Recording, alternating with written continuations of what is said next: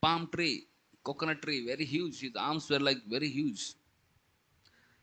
And he just easily uprooted big, big trees. Can you imagine? Uprooting trees. Big- And he uprooted one big tree, salt tree, and with all his force, he hit Balramji on his head. If ordinary person would be there, he would be dead just by one shot of Duvida. Huh? Duvida had strength of 10,000 elephants. Hmm. And those elephants, Dwapar Yuga, not Kali Yuga elephants, you know. So with that strength, he hit Balramji, and Balramji was cool. Nothing happened. If you hit a mountain peak, nothing happens to mountain. Like that, he was undisturbed. And Balram then took his club, Sunanda. You see, in spiritual world, everything is personal. So his club, like Lord Krishna has Sudarshan, saw how just Krishna looked at Sudarshan and he took care of everything. He didn't have to tell all detailed instruction what to do, what not to do. He just went, ran behind that demon, and then killed that and destroyed that entire city of Kasi. You know? So this clubs and Sudarshan chakras and all this, these are also personalities. And they have also name. So here Balram has, and Dvida Guru's hair cracked, and so much blood started coming out. If ordinary Balram on the trees, on the tree again Balram smashed, and they were in the forest, and practically this Dvida gorilla uh, ripped apart one tree after another, and practically whole forest became treeless. And then he was thinking now how to mm, fight with Balram. So he started looking around, and there were mountain peaks and boulders. He started taking these mountain peaks and boulders, big, big stones, and hurling with all strength on Balramji. And Balramji, with his club, was just smashing all the stones and pulverizing them. Hmm.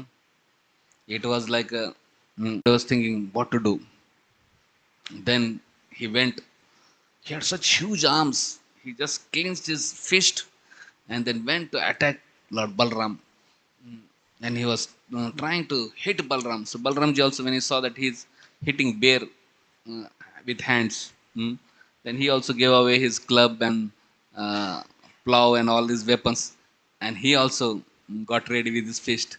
And he took one fist and gave one blow in his collar. He started vomiting blood, and that was the end of Duvida. Shri Balramji ki. So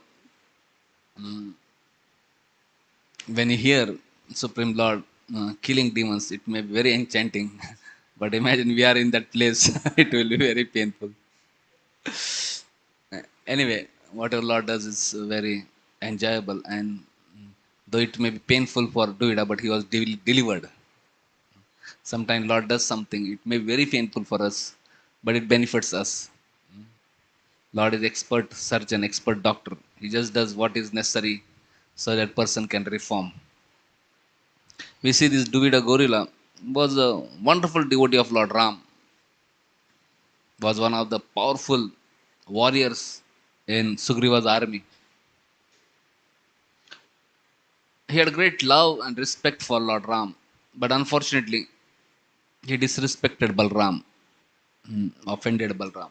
Sorry, he disrespected Lakshman, Guru. And the result of that was he fell in bad association. He fell in bad association, Bhaumasur and all company. And because of bad association, he degraded very much. So we can see that person may be good, but he can degrade himself by bad association. So one has to be very careful. Not that now we have taken to Krishna consciousness, uh, everything will be fine and everything wonderful. No, we have to be careful. If you are careless, we can again fall prey to bad association. Then all our lower natures will come up. Again, we can become demoniac like Duida gorilla. And we see root of that bad association came when he disrespected Lakshman or the Guru. As long as we have respect for Guru, we have respect for his Vani, we have respect for his instruction, we are actually protected in Krishna consciousness. As long as we become little smart, little over smart, Prabhupada says, don't try to become over smart, don't try to become too intelligent, don't try to become more intelligent than your Guru.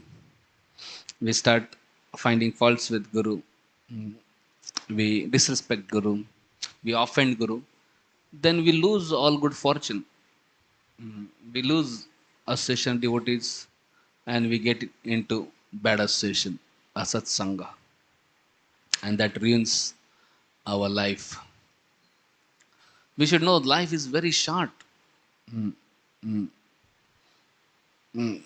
have taken birth, then we are just on the way to death, and any moment we may die.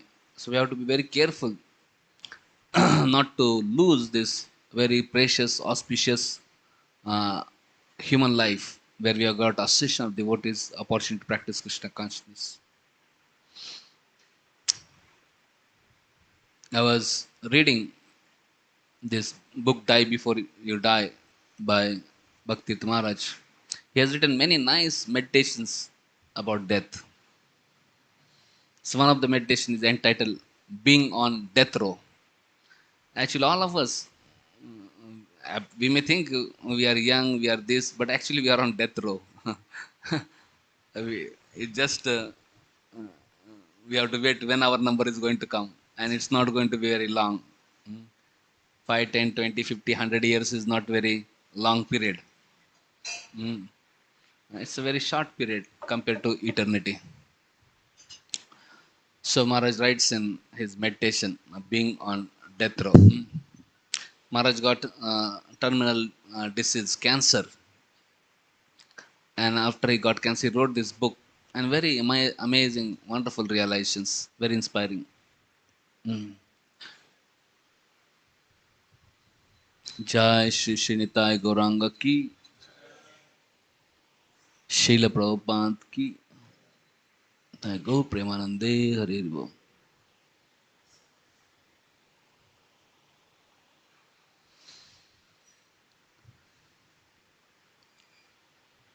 So Maharaj compares person with terminal cancer with a prisoner who is sentenced to death. In one way, we are all sentenced to death. It's just question of time.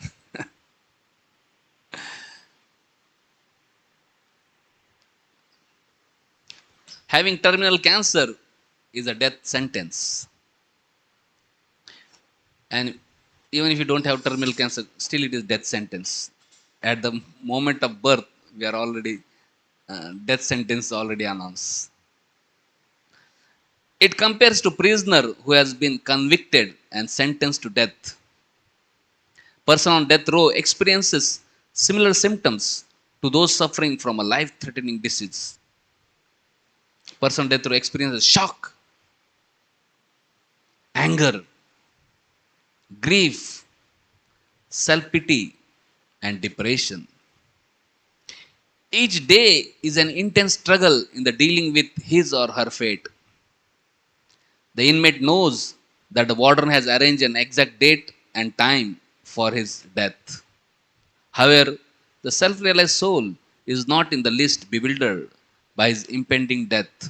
He sees the appointment with death as a victory and graduation ceremony.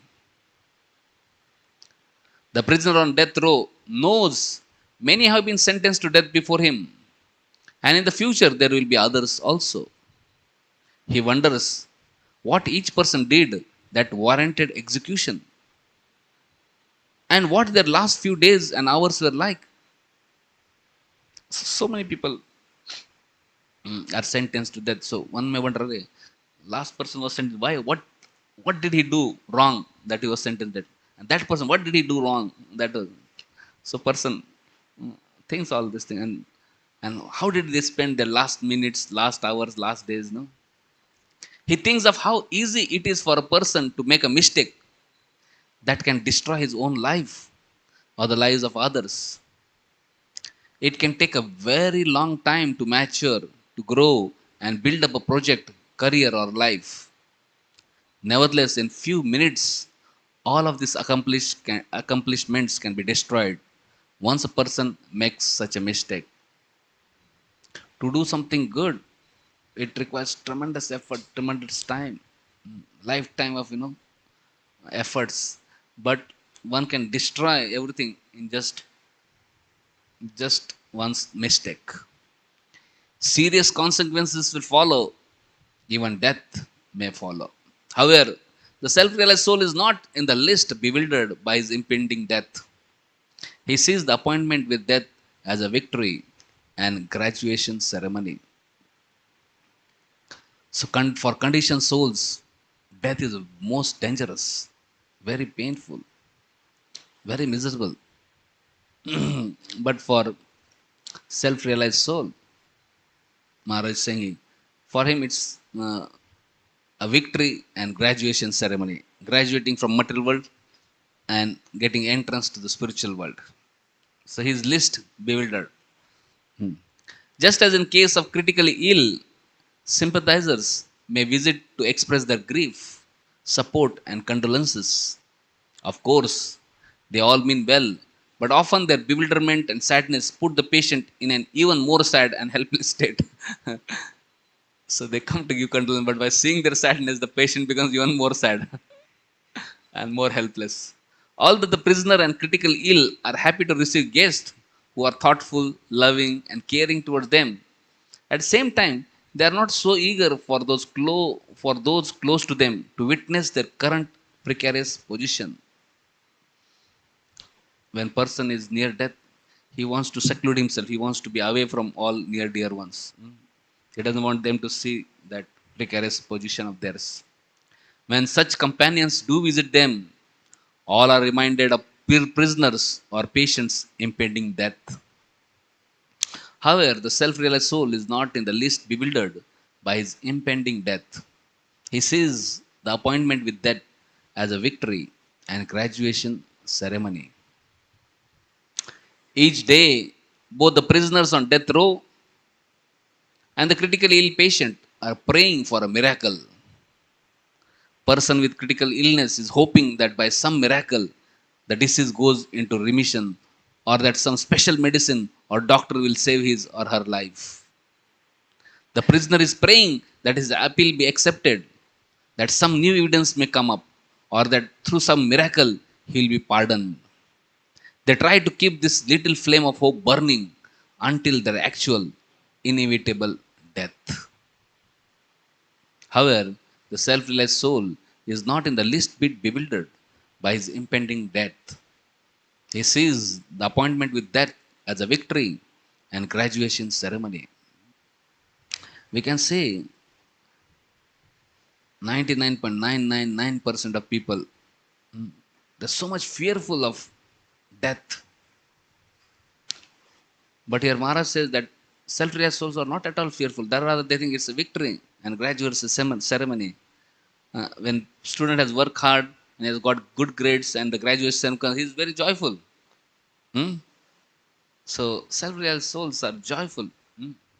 Isn't it amazing? Isn't it wonderful to be self-realized? Huh? How wonderful it would be if we are self-realized. Huh? The prisoner on then throw and the critically ill person often wonder how they got into their present devastating condition. They both start looking back at their lives, wondering what he or she could have done differently.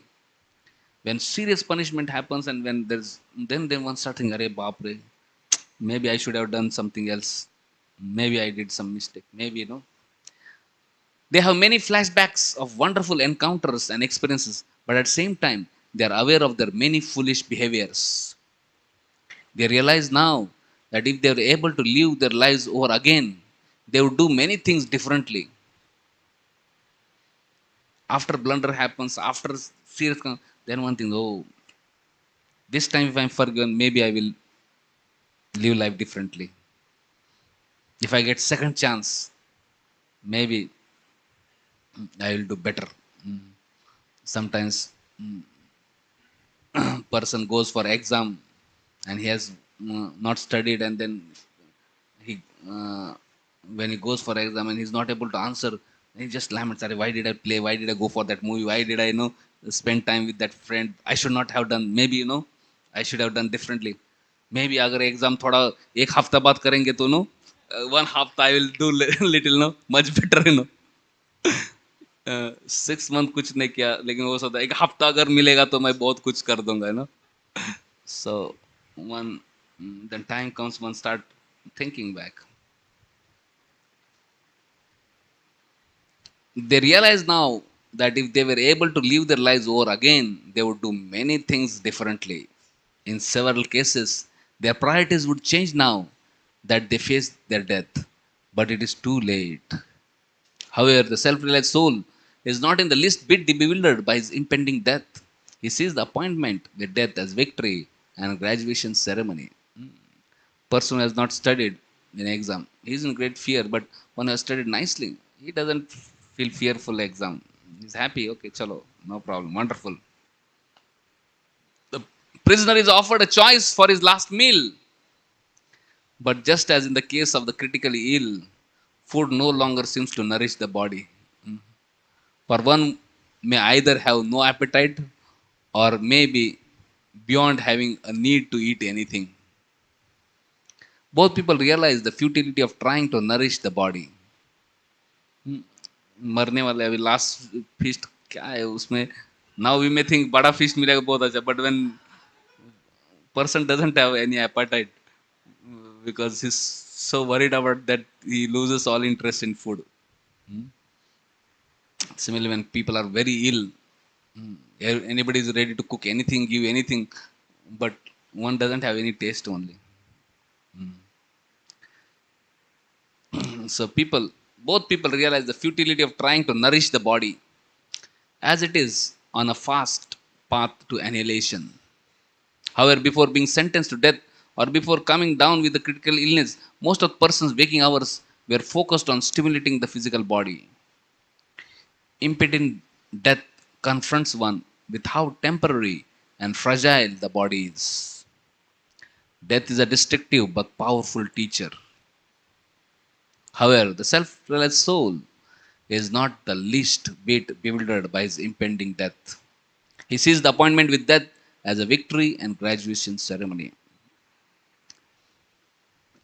लातों के भूत बातों से नहीं, जो सुन के समझ नहीं सकते, for them and finally death comes as a teacher, and then one may start understanding, maybe some lessons, something start clicking. Uh, but it's too late. Prisoner on the death row and the critically ill wonder what their last thoughts will be as they get called out of their bodies by death. In most cases, they are not aware that the consciousness at death will determine their next body. So generally, people don't know कि whatever they are going to think, according they are going to get next body. They don't know Bhagavad Yam Yam Vapi Smaran Bhavam Tejanti Anta Kalevaram Tam Tam Evaiti Kaunte Sada Tad Bhav Bhavita. Whatever you think, especially at time of death, accordingly you get the next body. Whatever state of being one remembers when he quits his body, O son of Kunti, that state he will attain without fail. The way in which a person has lived and the aggregate of his or her thoughts at the time of death will form a result which will help direct the soul to its next destination. Death is nothing but like pressing equal to button.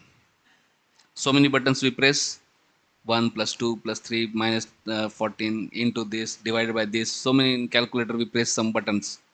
Then finally we press equal to. What answer will come depends on what you have pressed earlier.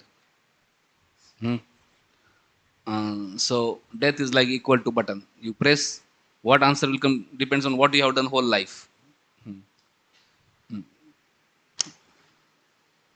So, however, the self-realized soul is not in the least bit bewildered by his impending death. He sees the appointment with death as victory, jai, and a graduation ceremony, award ceremony. पूरा साल भर बहुत मेहनत किया है, अभी death is like award ceremony, graduation ceremony, prize distribution ceremony, victory, jai, wonderful. But for others, it's very painful, very bewildering. Condemned prisoner and the critically ill wonder who will be there with them when they take their last breaths. Life is an accumulation of breaths. People normally waste so much energy as they engage in frivolous conversations. Instead of engaging in Krishna Katha, talks about Lord, they pursue Gramya Katha, mundane discussions. As we are mindful of our thoughts, our speech will become more palatable and constructive. Proper thoughts produce proper speech, which produces proper action, which produces proper habits, which will produce a proper culture. Presently, most people are addicted to their culture and material sense gratification.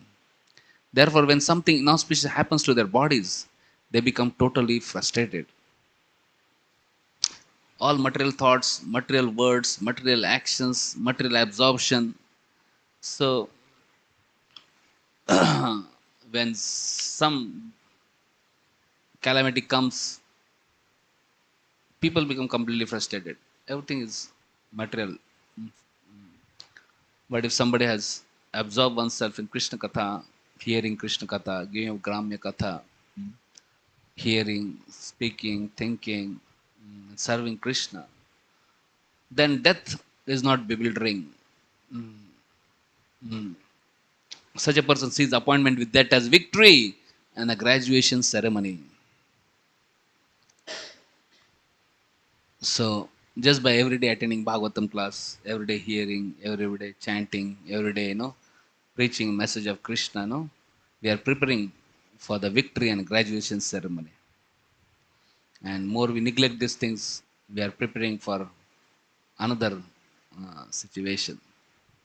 When that final appointment time arrives and the soul departs from the body, what was once alive simply becomes a corpse.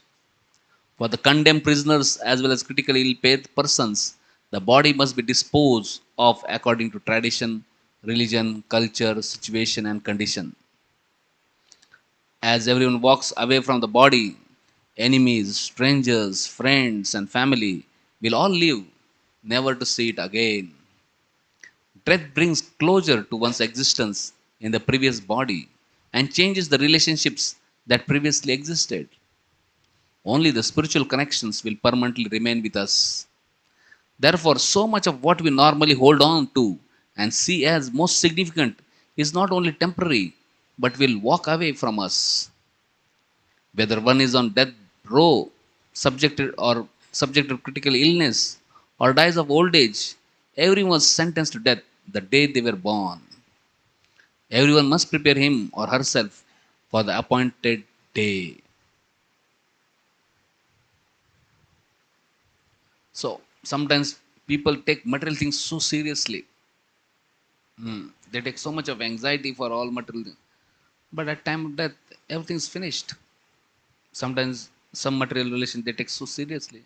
But at time of death, finish. But actually, spiritual activities, spiritual connections, they will go beyond even death also. So the self-realized soul is not in the least bit bewildered by his impending death because he has nothing to lose. All his spiritual activities are, intact. His spiritual credits are intact. Hmm? Spiritual relations are intact. His relationship with Krishna is intact. His relationship with Guru and Vaishnava is intact. He is not losing anything at death. But materialist person is losing everything. So he is very bewildered. A self-realized soul sees the appointment with death as a victory and a graduation ceremony.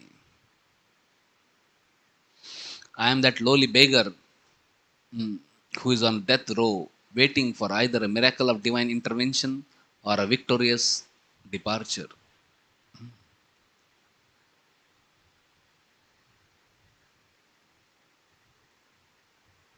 So one should understand we are actually on death row and we cannot take chances, especially by meddling with bad association. We see this Duvida, because of bad association, he was ruined. Sometimes people who are sentenced death, somehow they, out of anger, out of madness, out of something, they do something, and then whole they repent very much. Hmm? So similar, out of foolishness, we may get caught in bad association, and then we may repent. Oh, what a fool! I messed up with my life. No? So especially in modern days, when we are living in the age of internet and smartphones and all these things, we have to be extremely careful of asatsanga, mm, because that asatsanga can bring all inauspiciousness in our life. Mm. We should know life is temporary, and fortunately, we have got mm, mercy of Guru and Krishna and association of wonderful devotees. We should take full advantage, and we should be always alert that I may not fall prey to bad association. Sometimes in name of service, sometimes in name of uh, wonderful things to do, we should not succumb prey to Maya. Sometimes practicing and preaching Krishna consciousness is compared with playing kabaddi. We when are playing kabaddi, we go to other enemies' camp. Kabaddi, kabaddi, kabaddi. Sometimes we can catch, and one may become out. So one has to be very cautious. You have to just touch that line and come back. If you can touch some people and bring, okay, wonderful. But even if you cannot bring other people, at least we should come back safely. Similarly, yes, we want to do wonderful service and all these things. Uh, but we should not go so inside and without any, sometimes if you are careless and you go so much in time, you'll be just caught and you won't be able to come out only. We have to be careful when we are going out. Mm. And now we have to be careful when we are with laptops and smartphones and all that. We can't be inattentive. Like that kabaddi person, if he's little inattentive, he'll be caught. Mm. Similarly, and if you think I cannot be so much attentive, then maybe we should not use such things. Maybe it is better to not use smartphones, laptops, and all other devices that are agents of Maya. Better to save oneself. Even if we may not be able to do heroic services, no problem. At least if we can save ourselves, that will be great victory. Uh, so when Maya comes in our fold, maybe together we can catch Maya. Sometimes we may not be able to go outside temple and do some, but when people come in temple, at least together we can preach and save someone and bring to our fold. So we should know life is short, uh, and our life is very fortunate, very blessed. We have got Krishna consciousness. We have opportunity to face death as a graduation ceremony. How wonderful it would be. Only if you can be little attentive now.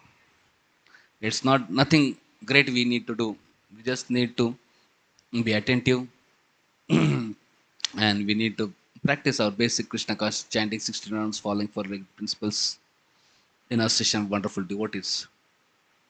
And actually, we lose this good association and all this wonderful opportunity just because of one of the primary things, because of offense to Guru and Vaishnavas. Like here, Dvida was offensive to Lakshman, and the result of that was he became prey to bad association. So when we find faults with Guru and Vaishnavas, when we criticize them, when we lose respect for them, we lose respect for their instructions, then naturally we don't follow the instructions. And if we don't follow the instructions, naturally, we fall prey to Maya by following our whimsical mind. So you have to be always alert, not to lose respect for Acharyas, Prabhupada, spiritual masters, and great souls who are helping us in our devotional service. So we have to always think how to develop gratitude towards them, how to develop appreciation toward them, how to serve them, how to please them. We should have that anxiety instead of having material anxiety. We can have that anxiety that how I can please Guru, Krishna, and Vaishnavas. And that would be wonderful anxiety. There's another meditation written by Bhakti Swami Maharaj. I'll just read that and we'll conclude. Uh, this is in the same book, Die Before You Die. He writes, my soul, feeling all my anxieties, felt this was a good time to intervene.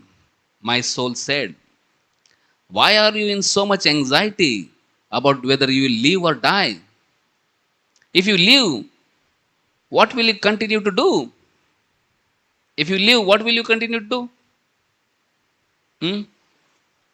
If you live, what will you do? Devotional service, of course. And if you die, what will you do? Devotional service, of course. Hmm? Jivova Marova. Either you live or die, as you like. Whether you live or die, it is okay because there is so much service waiting for us. Hmm? If you are alive, we can serve. If you die, we can continue service. Hmm? Ananta Acharya or someone, he was bit by snake. And then he was not going for treatment. So David said, Arey, you'll die. He said, no. Even if you die, how does it matter? I will continue to serve. But he said, if I am more poison than snake, maybe snake will die. I may continue to live, and then I will continue to serve Krishna. So, anyway, either you live or die. So devotees, actually, Marova, whether they live or die, they have no much worry because they continue same thing, devotional service to Krishna. Whether you stay in this physical body or change bodies, your spiritual master has already arranged your assignments. Your anxiety should be how to please Guru and Krishna and how to get freed from your separation from them. So don't have so many other anxiety. Have this anxiety, how to please Guru and Krishna. You are in great anxiety about your medical care and treatments. Sometimes you are disturbed by the side effects of the drugs, and at other times you are overwhelmed by the amount of medication you must digest in tablets, liquids, injections. And yet, at other times, you are in anxiety, wondering how long you must continue with these protocols. So much anxiety is there. When we are healthy, so many anxieties are there. When we get sick, there are so many other anxieties. Why not be in more anxiety about Shravanam, hearing the transcendent message of Bhakti Ras? Instead of taking anxiety, so much anxiety body, let's take some anxiety of for hearing Krishna Katha. If we don't hear Krishna Katha, one day we should have anxiety. Oh, I didn't hear. Or we should have anxiety. How I'm going to manage time so that I can hear Krishna Katha without falling asleep, So, how I can. So, we should have developed that anxiety. Your anxiety should be how to please Guru and Krishna and how to get freed from your separation from them. My soul reported, you worry each day if the cancer has spread to other organs of the body and how seriously affected are other organs. Are you forgetting that the whole material body is disease? Sometimes the disease state of the body is very obvious, but sometimes not. So this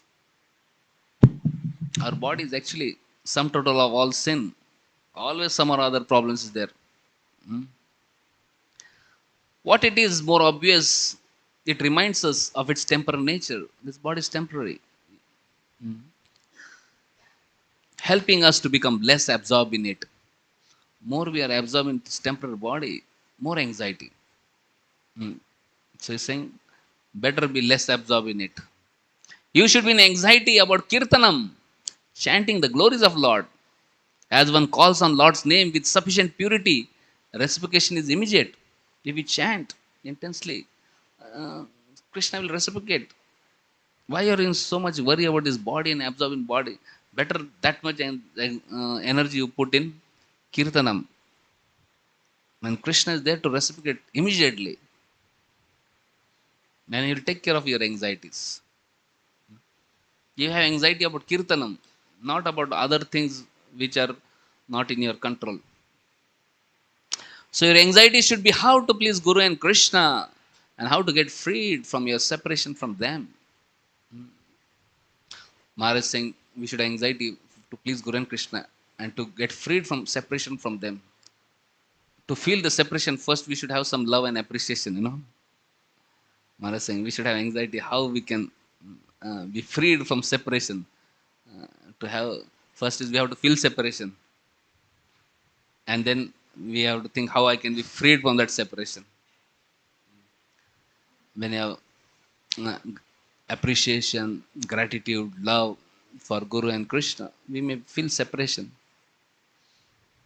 And then we can have anxiety how to please Guru and Krishna and how to be free from this separation from them. My soul continued, this Bhaktivedanta Maharaj writing. You are in so much anxiety about your extremely austere diet, and sometimes you do not even have an appetite. Sometimes you reflect on all of the wonderful things you used to eat, but as your body ages, it is natural for you to be more alert about what you eat and drink. This is why you should be in anxiety about Smarnam, remembering pastimes of Lord and His servants instead of Smarnam, what all we ate, what all we didn't eat, what all we could eat. Better have Smarnam of Krishna and His pastimes and His wonderful servants. By remembering them, a devotee gets their ascension. Just by remembering Rasgulla, we won't get Rasgulla. But just by remembering Krishna, we can get ascension of Krishna. By remembering Acharyas, we can get ascension of Acharyas.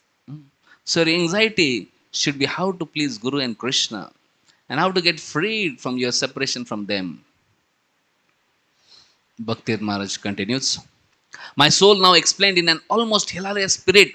It is obvious you are in anxiety due to having lost so much of your weight and because you are not able to sleep peacefully all night. These experiences are surely an indication of limitations and harassment by this physical body. During the night, when your food, which is infiltrated by cancer cells, gives you more trouble, you must use this experience to focus on Pada Sevanam, serving the lotus feet of Lord. More your Maharaj had cancer, his leg was, affected, and later on his leg had to be amputated. So he's thinking, instead of crying and worrying about leg, better think of feet of lotus feet of Lord. Think of Pada Sevanam. What is benefit you are going to get by thinking of your feet? But if you think of lotus feet of Krishna, you can free from the pain of having cancer in your feet. So Maharaj saying, so don't forget that your anxiety should be how to please Guru and Krishna, how to get freed from your separation from them, and not other anxieties. My soul kept on talking, knowing that I have a short time to understand all that is necessary. He said, you are very anxious about not being able to travel and preach. You have traveled around the world several times, giving lectures, seminars, and workshops. You should not worry about this so much now. More important than what we speak is how we live and what consciousness we maintain. You should be more concerned with Archanam, worshipping the deities of the Lord. Even when you cannot be physically available to others, you can use this as a time to take more shelter of the service to the deities. The deities knows our most personal desires and needs and are most merciful to their sincere servants. They're traveling, preaching, wonderful, very nice. Now you cannot do that. It's wonderful arrangement by Lord to be with Him, to serve deities. Mm. They know your heart's desire and they can fulfill all your needs. Therefore, your anxiety should be how to please Guru and Krishna and how to get freed from your separation from them.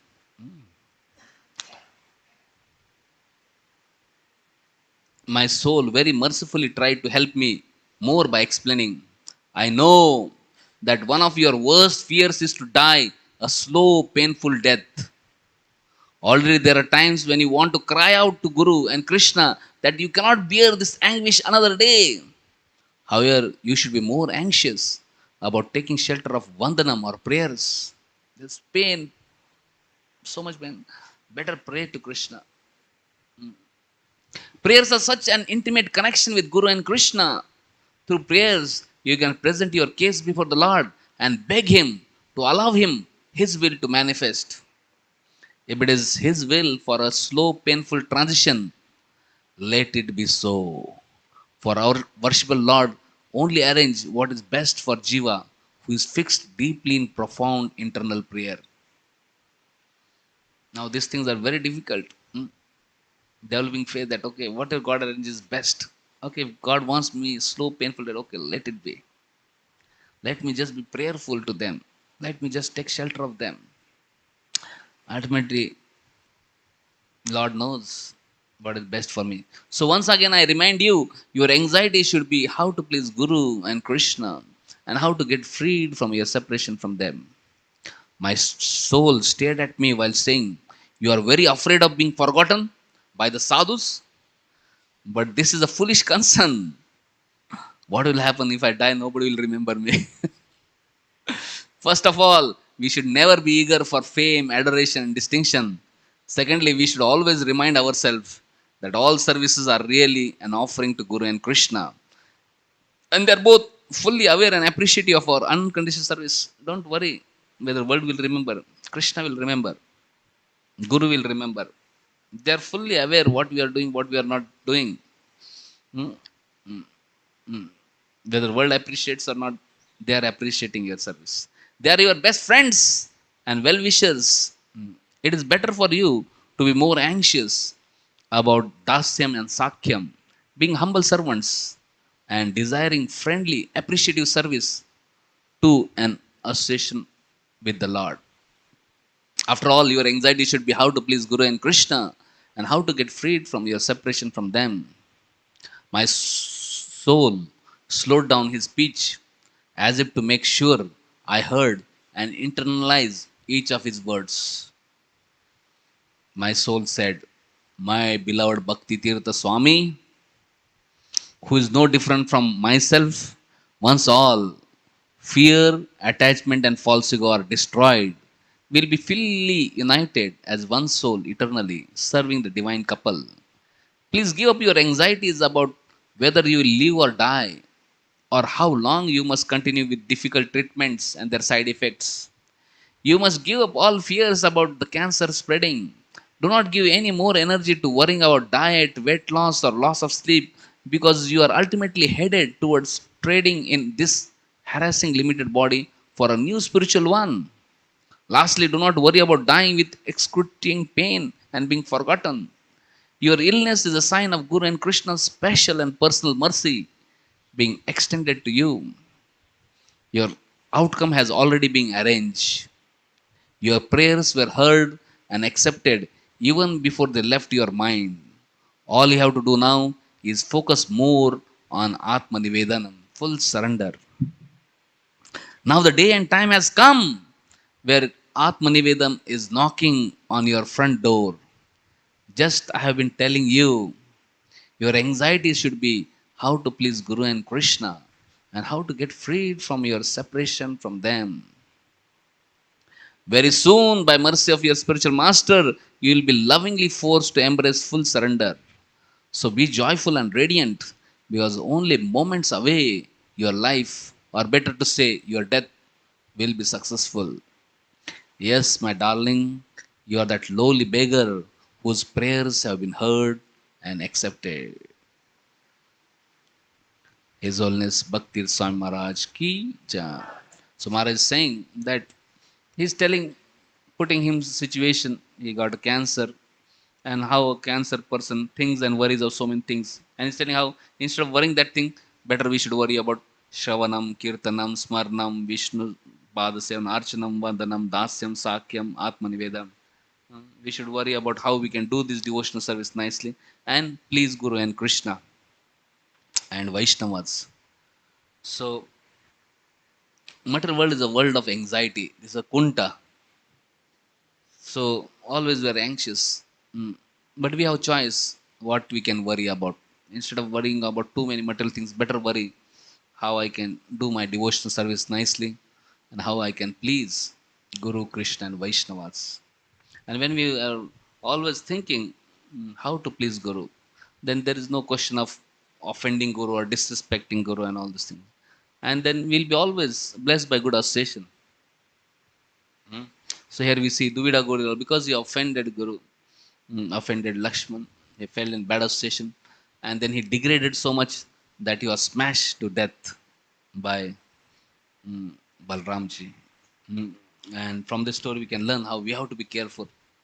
Somehow, by good fortune, we have got this good association, and we have to preserve this good association, preserve this good fortune by always remaining the temporary nature of this world and not succumb to temporary flickering pleasures of this world, not succumb to any Maya, which is always knocking from all sides, and rather be always focused on this devotional service, trying to please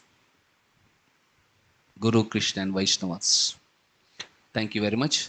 Srimad Bhagavatam ki jai, Srila Prabhupada ki jai, Nitai Gaur Premanande, Haribol.